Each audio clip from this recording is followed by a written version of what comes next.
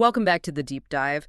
We're here to take what is just a truly chaotic stack of sources. We've got articles, research, a ton of legal filings, and really distill the most important nuggets of knowledge and insight for you. And today is, well, it's a big one. It is. We're not just analyzing a single legal battle. We're charting a full-blown legal war that really just erupted on January 9, 2026. Right. And that date is the key. It's the flashpoint for this really intense multi-jurisdictional conflict. We're talking state courts, federal trial courts, the U.S. Court of Appeals, and even the Department of Justice itself, all at once. It's genuinely challenging to follow, even for us. Oh, absolutely. Yeah. When you look at this stack of documents, what you see is a series of urgent, simultaneous filings.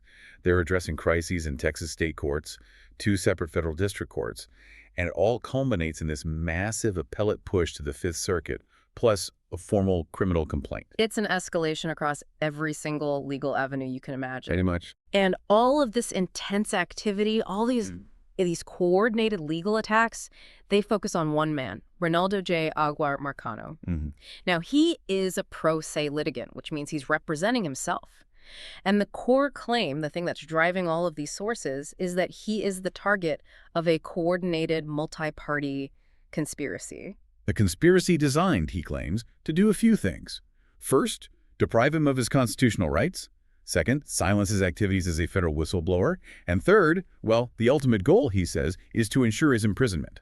And that narrative really defines our mission for this deep dive. It does. We have to unpack this extraordinary density of filings. We're talking emergency motions, criminal allegations, internal communications, and we need to understand not just the claims, but the very precise procedural mechanisms that are allegedly being weaponized here. Right. We want to show you how a procedural failure in one court can lead to just imminent personal catastrophe in another. And how these systems, by acting, or in some cases, by refusing to act, can become tools of obstruction themselves. And we'll also get into the extreme personal and, well, potentially geopolitical stakes that the relator, Mr. Aguiar Marcano, asserts are involved here. Okay, so let's try to unpack this incredibly dense legal landscape. We've got this integrated crisis where the state court problems are directly driving the need for federal intervention. So I think we have to start at the source of the immediate crisis. The Texas Supreme Court. Exactly, Stokey X, and the events of January 9th and cause number 25-10055. So the Texas Supreme Court was, at this point, the relator's highest avenue for any kind of state-level relief. He was trying to get away from these underlying state court orders, which he claims are completely fraudulent. Okay. On the morning of January 9, 2026, the public docket for his case updates, and it reflects a major decision. His petition for a writ of mandamus was marked denied. Denied. So that's it then. Well, and all his associated emergency motions were designated dismissed as moot. Okay, so that sounds like a final ruling. The state system has spoken. Game over. But here's where the procedural crisis immediately gets, well, a lot deeper. Right. Because the relator immediately files another motion, an emergency motion for clarification and for service of order. Because he can't actually see the ruling, is that right? Precisely. That's the central anomaly he details in his filing. Despite the public docket showing a clear final disposition denied, the relator confirms he had not received electronic service of the court's order. And more critically, there was no downloadable copy, no link to the signed order available on the public docket. So the court publishes the result of the case, but not the reasoning, not the document itself. Exactly. Why is that lack of a signed order and the missing electronic service, why is that such a, quote, critical impediment, especially in a case this high stakes? Well, this goes right to the heart of constitutional due process. It goes to the ability to seek relief at all. In any appellate or Supreme Court context, a denial of a writ of mandamus isn't necessarily the end of the road. It's often a necessary prerequisite to seek further review. You might file a motion for reconsideration, you could try to go to the U.S. Supreme Court, or you could use the Texas court system's own rules for clarification. Like you can't do any of that. If you don't know the basis of the court's decision. Exactly. If the relator doesn't know the court's reasoning, was it denied on the merits, on jurisdiction? Was it some procedural ground? He's paralyzed. He's just stuck. He's completely stuck. The court has spoken, but his ability to respond is completely blocked because the document itself is missing. And he emphasizes in his filings that just relying on physical mail service in this case isn't just slow. It's basically an invitation for failure, given the history here. Right. And he even cites the court's own record to prove it. Oh, that's interesting. Yeah, this detail really strengthens his claim dramatically. It connects what seems like a minor administrative detail to a systemic threat. He explicitly referenced docket entries from January 7th and from back on December 22nd, 2025. And what did they show? They confirmed that official mail was repeatedly returned, marked undeliverable, in these related cases. So his argument transforms from just a plea for convenience to a constitutional demand. Oh, I see. Given the demonstrable documented unreliability for physical mail, he's arguing that electronic service e-filing, e-service, is the only method that ensures timely and reliable notice. And without that, his due process rights are being violated. So we have a situation where the court ruling is visible, but the legal document explaining it is invisible. And the main alternative for delivery, the mail, is proven to fail. But there's another procedural oddity on that same day, January 9th, that suggests a pattern of obstruction. Yes, this is the second major anomaly he points to. Earlier that morning at 7:33 a.m. Central Time, the realtor had filed a different document.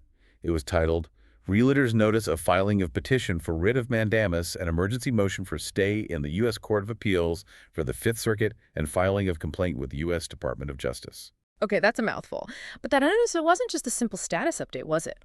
It seems like a strategically important filing. He's telling Scott TX, look, because you haven't acted for 40 days, I am now escalating this fight. Precisely. I'm taking it to the federal appellate court and the federal criminal justice system. It puts the Texas Supreme Court on formal notice of the seriousness and, the expanding scope of the litigation.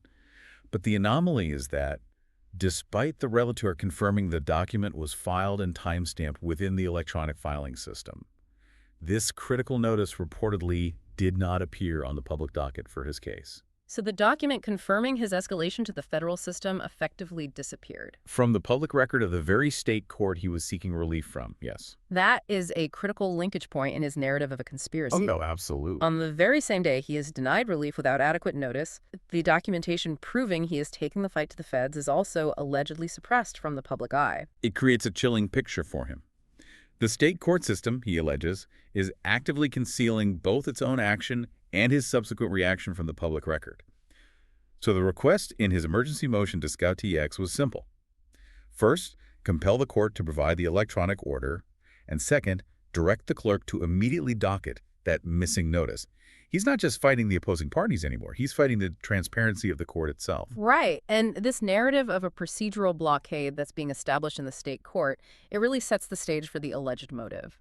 Why is a party facing what is, at its root, a family law issue? Why is he suddenly hitting the DOJ and two federal courts at the same time? And that takes us to the core of his claims.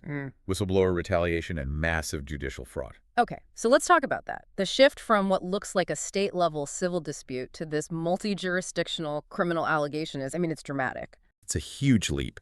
And the motive driving this escalation is detailed in the formal criminal complaint he filed on January 8th with the U.S. Department of Justice Public Integrity Section. The realtor asserts that the coordinated campaign of harassment and procedural obstruction he's facing is pure retaliation. Retaliation for what? For his activities as a federal whistleblower. That's the entire motive, he claims. So what exactly is he blowing the whistle on? How does that connect to this alleged conspiracy in a Texas family court? The documents explain that back in 2024, the petitioner, Mr. Aguilar Marcano, obtained and analyzed a massive database of information that was leaked from the Venezuelan intelligence services. Okay. Based on this intelligence work, he filed formal whistleblower disclosures with the IRS, the Internal Revenue Service. And he's alleging what he terms massive tax noncompliance, which he says involves numerous powerful individuals. And he emphasizes that this isn't some secret, covert operation he's running. Correct. The complaint points out that this investigative research is public. It's published in a series of books, and it's available on a website, XisList.org. Therefore, the alleged conspiracy, the state court orders, the financial sanctions, the push for his imprisonment, he sees all of that as a direct, coordinated attempt by those who are implicated or their agents to weaponize the legal system to stop him.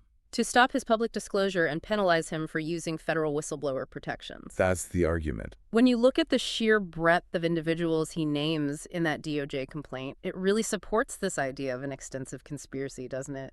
He targets actors across different branches and levels of government.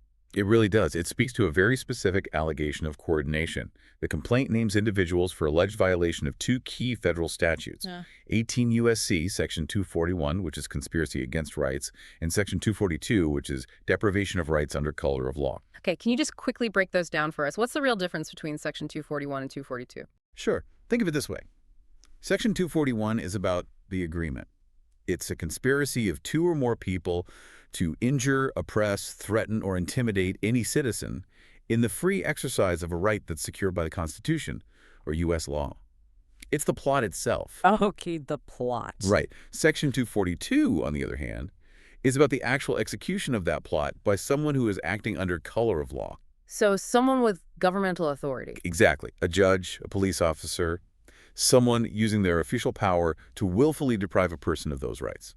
So the realtor is alleging both, there was a plot, and that state and federal offices were used to carry it out. And the list of accused parties is, well, it's extensive. It is. It includes the state judicial authority, Judge Oscar Telfair III. It includes the opposing attorneys, G. Troy Pickett and William Kyle Adams and his firm. It includes two federal judicial figures, U.S. District Judges David Hittner and George C. Hanks, Jr. And it even includes law enforcement, specifically Fort Bend County Sheriff's Office deputies. Wow.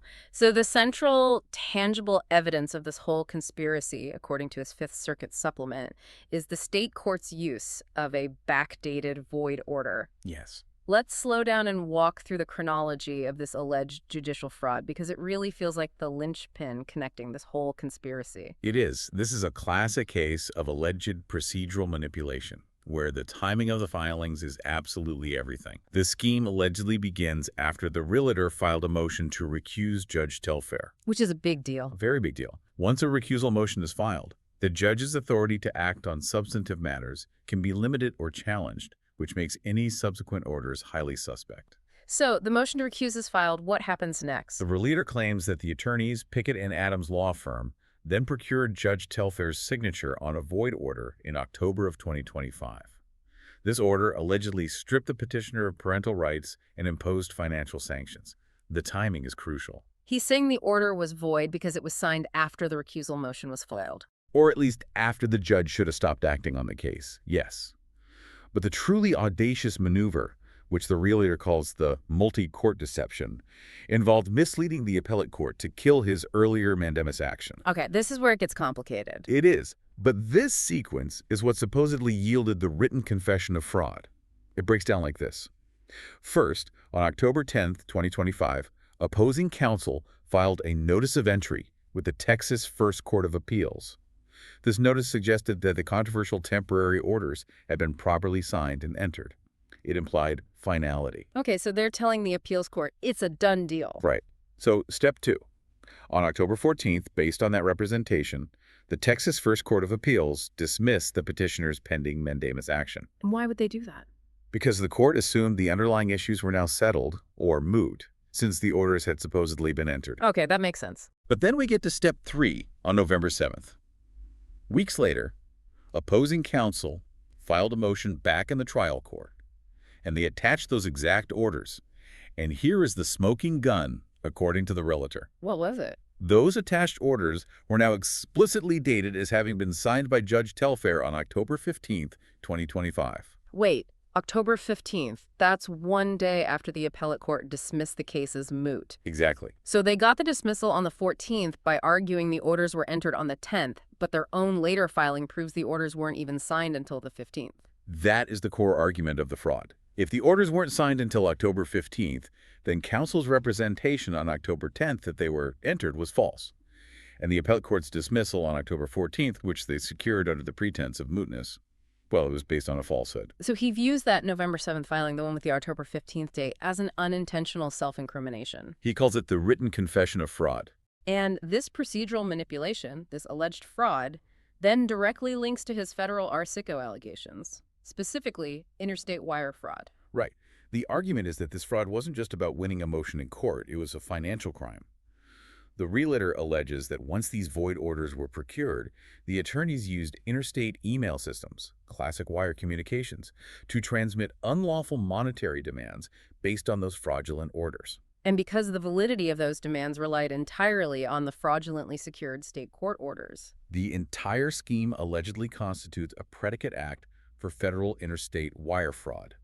And that moves the dispute squarely into federal criminal territory and becomes the basis for his RCO complaint. The ultimate outcome of this entire process, as the realtor alleged it, is this hearing that's scheduled for January 22, 2026. This is the moment where the legal abstraction turns into a very real physical threat. That hearing is titled Petitioner's Motion for Enforcement of Temporary Orders and Motion for Additional Temporary Orders. And the realtor views that as the culmination of the whole plot. He argues that the opposing party intends to use the sanctions imposed by the allegedly void orders to move for his immediate incarceration for contempt of court. So if the orders are fraudulent, then any resulting incarceration would be unconstitutional. Absolutely. And that imminent threat of losing his liberty is the fire that's driving his desperate simultaneous legal maneuvering in the federal appellate system. Okay, so facing what he sees as a completely rigged game, one that's going to end with him in his state prison cell on January 22nd, his strategy shifts entirely to the federal system. He tries to compel federal intervention through the Fifth Circuit Court of Appeals. And his target there is a petition for a writ of mandamus directed at 2 U.S. district judges, Judges Hittner and Hanks. And this federal battle is focused entirely on a remarkably fundamental rule, Federal Rule of Civil Procedure 4, specifically the issuance of summonses.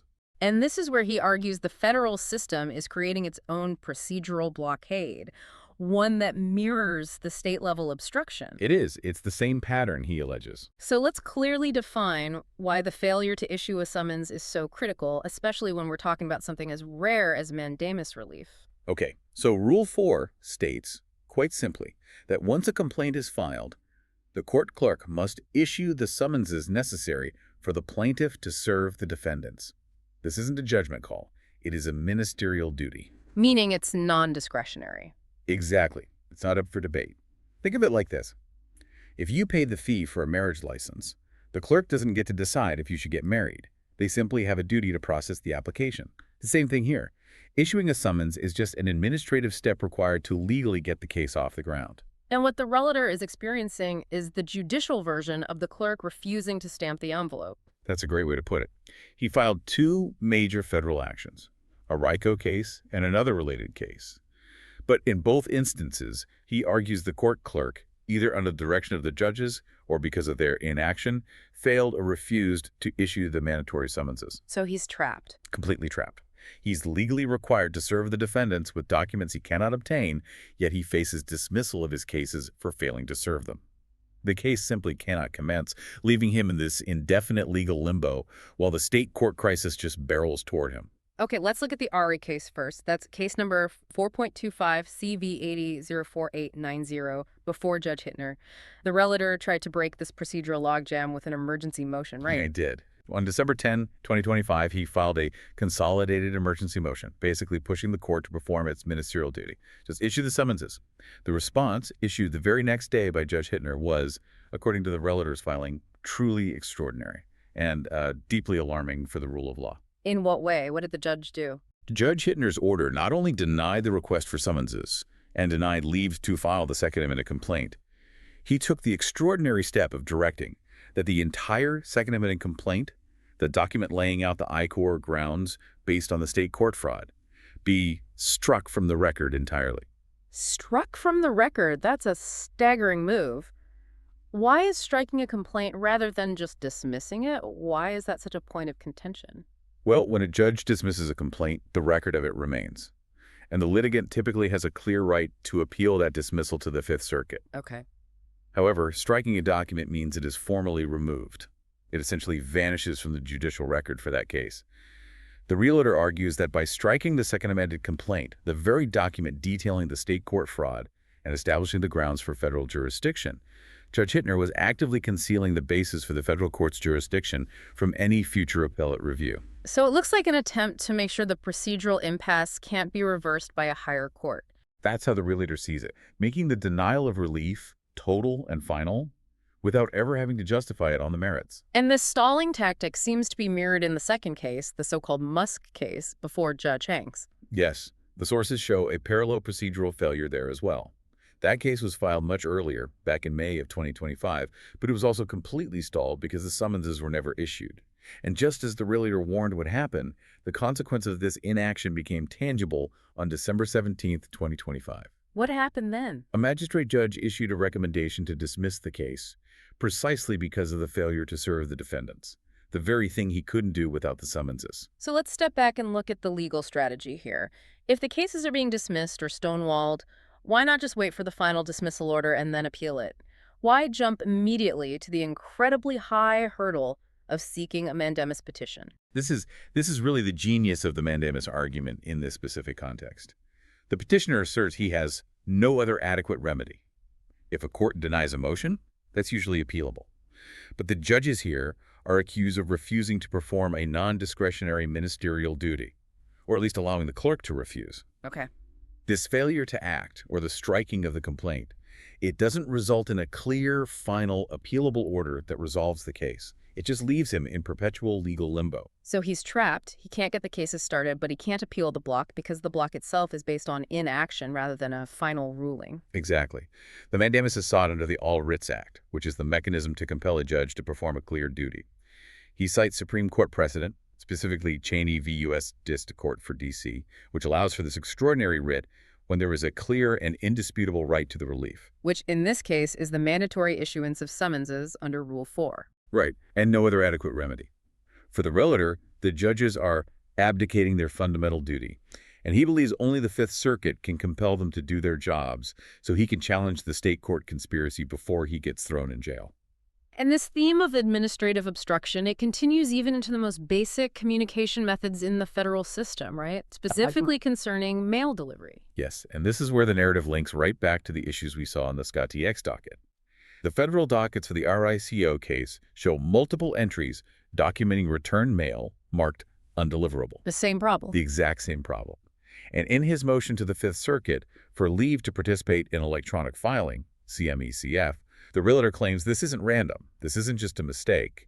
He alleges that adverse parties intentionally caused his residential address to be marked as vacant in the USPS databases as part of this overarching obstruction campaign. That is a staggering claim of coordination.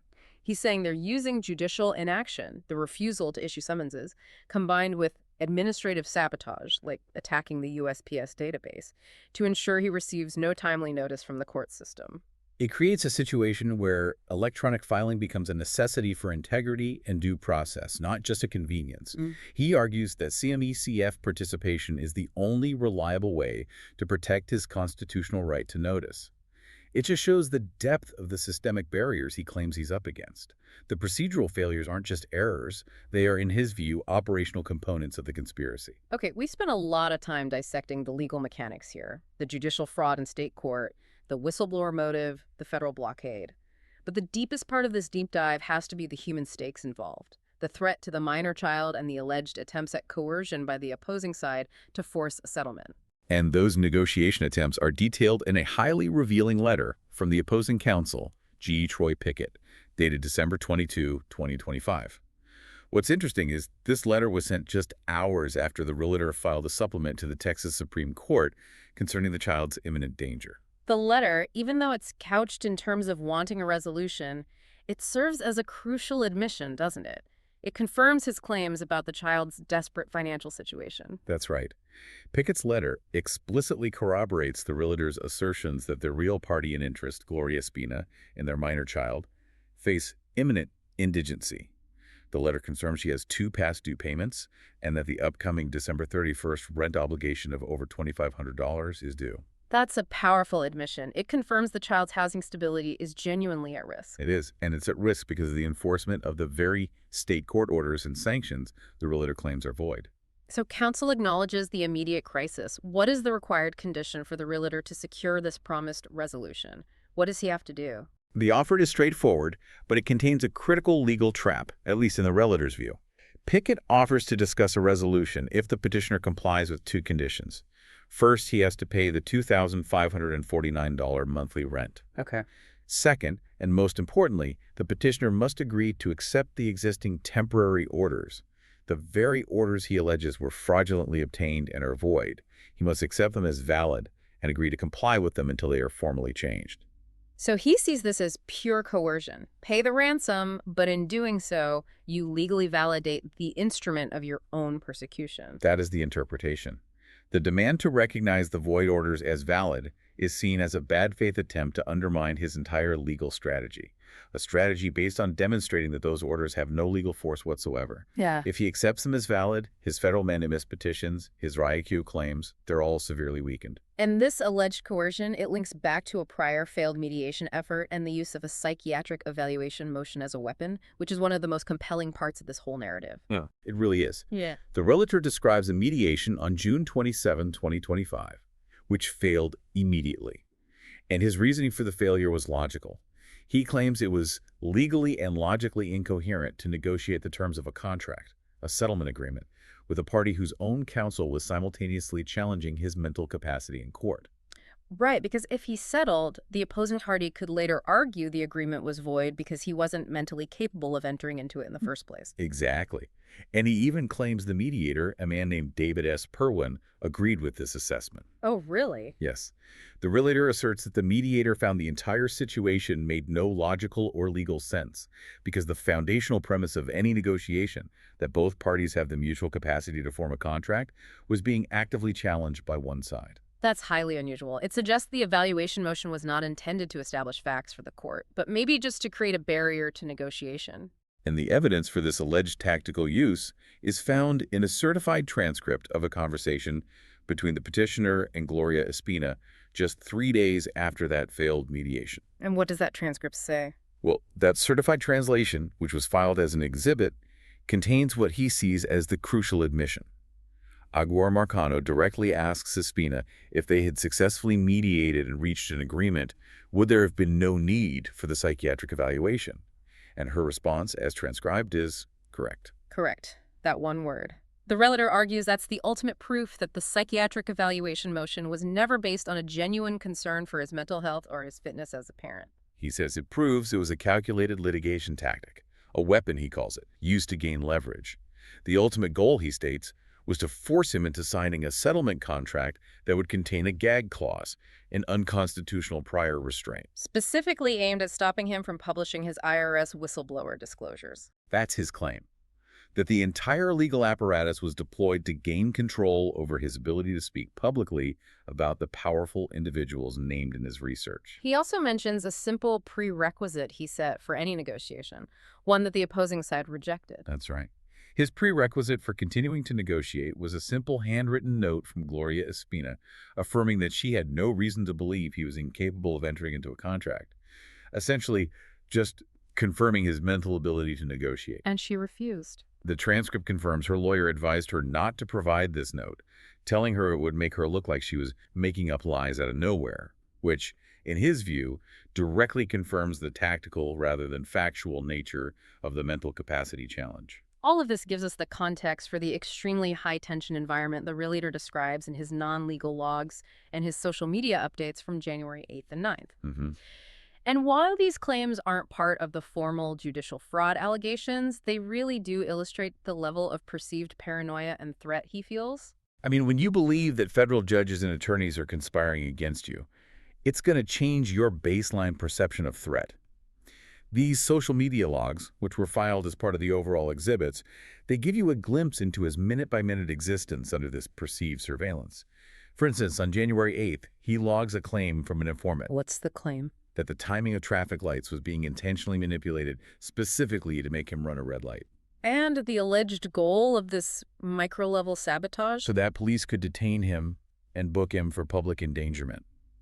He even describes his specific countermeasure, which was driving like I'm a judge driving his car, implying extreme caution to avoid the trap. That is an astonishing level of claimed coordination. It suggests the conspiracy extends beyond the courts and into his daily physical movements. Are there other strange claims like that, related to surveillance tech? Yes, the claims regarding his neighbors are just as detailed. He logs claims that a neighbor, who he identifies as John Miko of 2310 Britton Ridge, displayed an alert signal. Another neighbor, who he refers to as the Catwoman, allegedly placed a downlink sensor next to a trash can on the critical path of the true east of the antenna right after he connected an old computer to his Viasat internet. So the implication is that these neighbors are acting as assets trying to compromise his communications and his data. His communications, his data integrity, his authentication credentials, all of it. It paints this picture where the threat isn't just paperwork and deadlines anymore. It's an all-encompassing 247 existential threat. And finally, those social media logs also confirm the ongoing procedural chicanery he alleges from the opposing counsel regarding service of documents. Yes, and this ties the bizarre personal claims right back into the procedural game.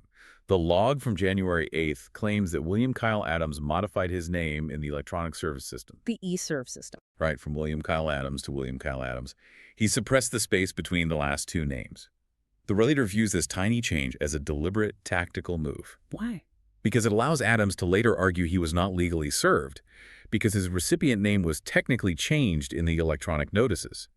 This is the ultimate example of using procedural minutia and digital system loopholes as weapons of obstruction.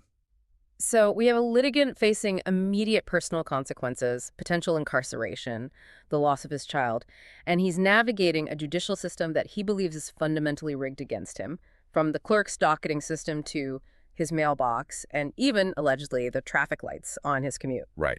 And the procedural failures are, in his view, the operational language of the conspiracy. That's the narrative that's presented in the sources. The sheer scale and scope of the opposition, stretching from a deputy sheriff all the way up to federal judges, explains why he felt compelled to launch this massive simultaneous attack on every single judicial and criminal avenue available to him on January 8th and 9th. So we started this deep dive with the premise that January 9th, 2026 was a flashpoint. And looking back at the sheer volume of filings, the mandamus petition to the Fifth Circuit, the emergency stay motion, the Scott TX clarification motion, the criminal complaint to the DOJ, this was clearly the moment. This was when Reynaldo J. Aguiar Marcano maximized his legal pressure against what he claims is a coordinated threat to his liberty and his life as a whistleblower. It's a stunning display of strategic legal escalation. I mean, he's deploying every available mechanism from the All Writs Act to Rule 4 in this calculated attempt to use the federal system to halt an alleged catastrophe in the state system. The sources really paint a comprehensive portrait of a litigant who is attempting to restore judicial integrity through sheer force of law. And the central irony, it remains the most devastating part of this whole narrative. The relator's path to freedom stopping this imminent state-level incarceration that's based on allegedly void orders is being blocked not by a definitive adverse ruling on the merits, but by federal judges who, he says, refuse to perform the simple ministerial duty of issuing a summons. The stakes just could not be higher. They're resting on the stability of a minor child who is facing homelessness, and the potential constitutional violation of an unconstitutional imprisonment based on fraudulently procured documents. He has skillfully framed the court's procedural inaction as the most potent tool of obstruction, and it compels us to view administrative failure through a lens of potential judicial misconduct. So what does this all mean for you, the learner, as you process this deep dive into judicial procedure and high-stakes litigation?